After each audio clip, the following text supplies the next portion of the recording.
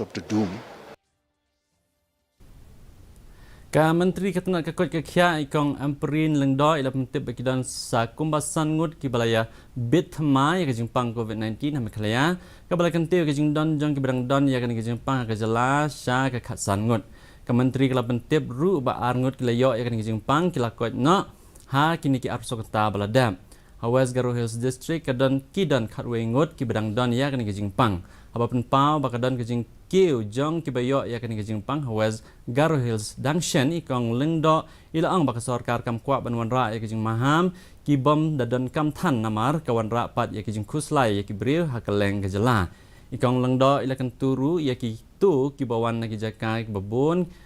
kibayo ya kejimpang ban syong quarantine shwa ya lade Bapan pau bakadon kam ya kinong syong snang ban pikir ya lade kenang bakan kta ya kayat kayang jong kipat ba ila ang ba kajing shim benta renti jong kipat ba kala yarap ya kejelam klaya ban yada ya kajing kiu jong kibayo ya kan kajing pang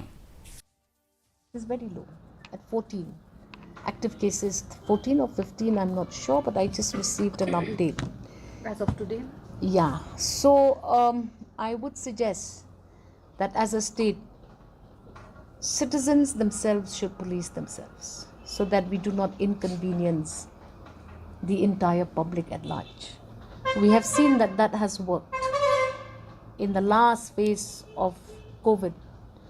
we saw that it is the participation of the public that has actually helped the state of Meghalaya contain the cases from going upsurge. Kami klaya